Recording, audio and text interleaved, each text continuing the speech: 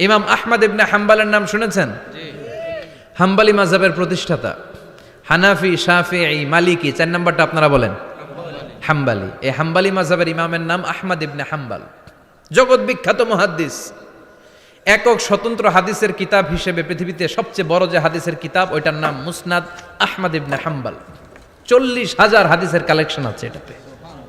এই ইমাম আহমদ ইবনে হাম্বাল ওনার শেষ জীবনটা হাদিস পড়ানো, হাদিস কালেকশনের জন্য ব্যয় করেছেন। শহরের পর শহর, দেশ থেকে দেশ, দেশান্তরে ঘুরতেন একটা হাদিসের জন্য। উনি সফরে বেরিয়েছেন হাদিস কালেকশনের জন্য। প্রচন্ড শীতের রাত, উনি মাগরিবের নামাজ, এশারের নামাজ পড়ে একটা মসজিদে শুয়ে পড়লেন, আর শুয়ে শুয়ে হাদিস পড়তেছেন। কি পড়তেছেন? কথা বলেন। আর মনে মনে ভাবলেন রাতটা মসজিদে কাটায় দেই, ফজরের নামাজ পড়ে আবার বেরোবো। কিন্তু দারোয়ান এসে বলে মসজিদে থাকতে পারবেন না, ওঠেন। দারোয়ান আছে না? কথা কন। আহমদ ইবনে হাম্বাল বললেন, আমি শুধু রাতটা থাকতে চাই, আমি তো ফজরেরও মুসল্লি, ফজর নামাজ পড়বো তো এই মসজিদে, আমার থাকতে দাও। দারোয়ান তো দেয় না, কেনা মসজিদে থাকার জায়গা না, যান মিয়া। উনি যে আহমদ ইবনে হাম্বাল এটা চিনে নাই, থাকতে দেয় না। কি করবে এখন? উনি কাঁথা গুছিয়ে হাদিসের কিতাব নিয়ে কাঁধের মধ্যে ব্যাগ নিয়ে মসজিদ থেকে বেরোয় গেলেন। কি আর করবেন, প্রচন্ড শীত, আর কাঁপতেছেন, বুড়ো মানুষ। পথিমধ্যে দেখলেন বাজার একজন খাব্বাজ, শাবুন খাব্বাজ, যুবক রুটি বিক্রেতা। সে রুটি বিক্রি করে, চুলার মধ্যে রুটি সেকে। সে যে সালাম দিল, আসসালামু আলাইকুম। যুবক বলে, ওয়ালাইকুম আসসালাম।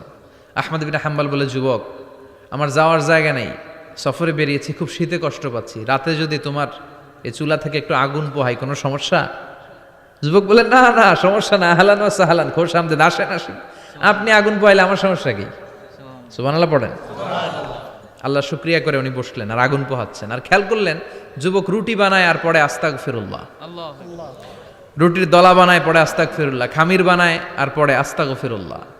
রুটি নিয়ে উনুনের ভিতরে, চুলার ভিতরে সেকা দেয় আর পড়ে আস্তাগফিরুল্লাহ। দোকানদারের কাছে কেউ আসলেই সে রুটি দেয় আর পড়ে আস্তাগফিরুল্লাহ। ক্রেতার কাছ থেকে টাকা নিয়ে ক্যাশ বক্সে রাখে আর কি পড়ে? আবার রুটি বানানো শুরু করে আর কি পড়ে? খালি এইটাই পড়তেছে। ইমাম আহমদ ইবনে হাম্বাল তো অবাক, কিরে এটা আবার কেমন যুবক, খালি আস্তাগফিরুল্লাহ।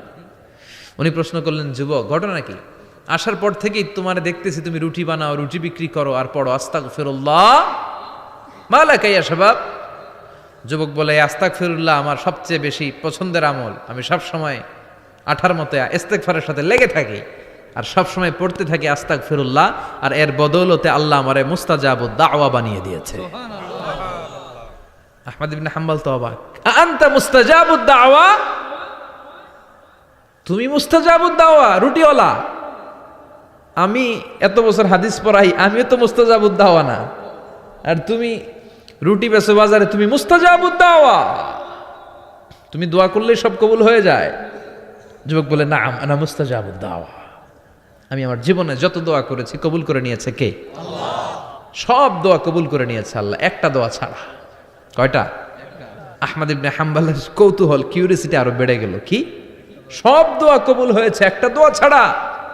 মাযালিকা দোয়া ইয়া শাব, কি সেই দোয়া?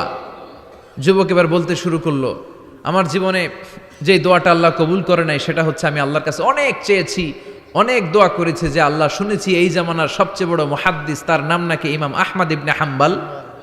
আল্লাহ তোমার কাছে আমার চাওয়া, আমি যেন এই ইমাম আহমদ ইবনে হাম্বালের দেখে মরতে পারি, আমি যেন ইমাম আহমদ ইবনে হাম্বালের হাতে হাত রেখে মুসাফা করতে পারি আর তার কপালে একটা চুমু এঁকে দিতে পারি। আহমদ ইবনে হাম্বাল আবেগপ্রবণ হয়ে গেলেন, চোখের পানি ছেড়ে দিলেন, বললেন, যুবক তোমার এই দোয়াটাও কবুল হয়ে গিয়েছে।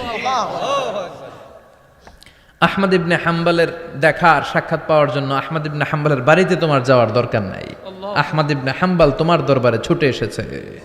আনা আহমদ ইবনে হাম্বাল মুহাদ্দিসুদ দাহর, আমি নিজেই আহমদ ইবনে হাম্বাল। যুবক চোখের পানি ছেড়ে দেয়, আহমদ ইবনে হাম্বালও চোখের পানি ছেড়ে দেয়। যুবক চিৎকার মেরে ইমাম আহমদ ইবনে হাম্বালকে জড়িয়ে ধরে, হাতে হাত রেখে মুসাফা করে, কপালের মধ্যে চুমু খায়। আর আল্লাহর শুকরিয়া করে বলে, ও ইমাম, আসলে এই দোয়াটাও আল্লাহ আজকে কবুল করে নিল। বিশ্বাস হয়? সবসময় ইস্তেগফার পড়লে আপনার দোয়াগুলোর এইভাবে কবুল করে নিবে কে? এই 5টা জিনিস পাবেন সবসময় যদি ইস্তেগফারের সাথে লেগে থাকেন। রাজি আছেন তো?